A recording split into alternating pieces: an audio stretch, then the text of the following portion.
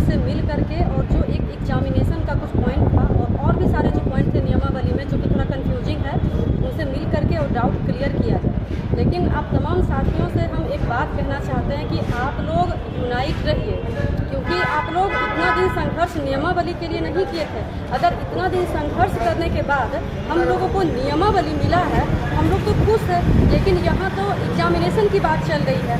मान के चलिए एग्जामिनेशन अगर कोई भी लिया जाता है तो वो एक लंबा प्रोसेस होता है और अभी आयोग डिसाइड होगा, आफ्टर दैट फिर उसका सिलेबस होगा, फिर एग्जामिनेशन के लिए फॉर्म फिलअप किया जाएगा, फिर क्वेश्चन मतलब सेट करने के बाद भी आप मानिए कि उसका आंसर की और सब कुछ जारी करने में लगता है कि कम से कम तो 1 साल, तो अगर बहुत भी जल्दी किया जाए उसमें भी टाइम तो लगेगा ही।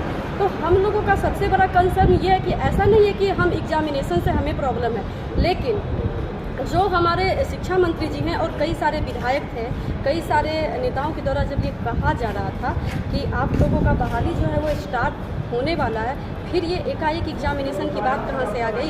प्रॉब्लम तो यहाँ पे है ना कि ये एग्जामिनेशन तो एक बहाना है, एक्चुअल में इस वैकेंसी को चुनाव तक खींचना है। आप लोग इन चीज़ों को समझिए, जितना जल्द समझिएगा ये हम सारे अभ्यर्थियों के लिए बेटर है। आप लोग किन्हीं का शायद ऐसा लग रहा होगा कि हम एग्जामिनेशन से डरते नहीं। भैया, हम एग्जामिनेशन से नहीं डरते, लेकिन क्वेश्चन तो ये है ना कि जब आपको एग्ज़ाम ही लेना था तो आप 4 साल से हम लोगों को क्यों दिग्भ्रमित किए? जो शिक्षा मंत्री जी हैं कितना बार ऑन कैमरा आके बोले हैं कि अब कोई भी एग्ज़ाम नहीं होने वाला, अब डायरेक्ट आप लोग का रिक्रूटमेंट जो है वो स्टार्ट कर दिया जाएगा। तो जब हम लोग इतना दिन संघर्ष किए, उसके बाद आप आ करके बोलते हैं कि अब एग्ज़ाम लेंगे और फिर इस प्रोसेस को आगे बढ़ाया जाएगा।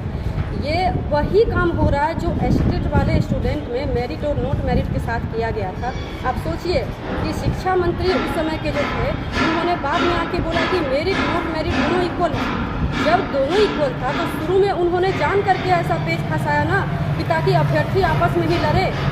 वही काम तो अब हम लोगों के साथ भी कर रहे हैं ना ये लोग, कि हम लोग आपस में ही, कुछ स्टूडेंट को लगता है कि एग्जामिनेशन होना चाहिए, हमें भी लगता है होना चाहिए, लेकिन जितना टाइम बर्बाद किया गया इसके बाद यदि अभी एग्जामिनेशन की बात होती है तो कितना भी कुछ कर लीजिए, हमारा वैकेंसी ना चाहते हुए भी लोकसभा छोड़िए विधानसभा चुनाव तक खिंच जाएगा, क्योंकि आप लोग को भी पता है। और रही बात आयोग की, तो ये आप लोगों से भी छुपा हुआ नहीं है, चाहे बिहार एसएससी हो चाहे बीपीएससी हो, इनका खुद का एग्जामिनेशन जो है वो ट्रांसपेरेंसी से ये लोग ले नहीं पाते हैं। सोचिए अगर एक आध बार भी पेपर आउट होता है तो फिर हम लोगों का कितना ज़्यादा लंबा खींचेगा। मेन कंसर्न ये है, आप तमाम साथियों से हम ये रिक्वेस्ट करना चाहते हैं कि आप लोग यूनाइट रहिए, सरकार की नीतियों को समझिए।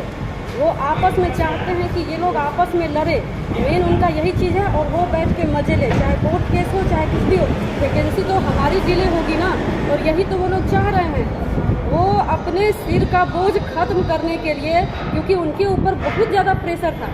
आप सोचिए जब ये 2022 में हम लोगों को दिए थे कि अब आप लोग का वैकेंसी स्टार्ट किया जाएगा, वो भी तो शिक्षा विभाग के अधिकारियों के द्वारा ही लेटर दिया गया था ना। आखिर उस लेटर का कुछ तो होगा ना।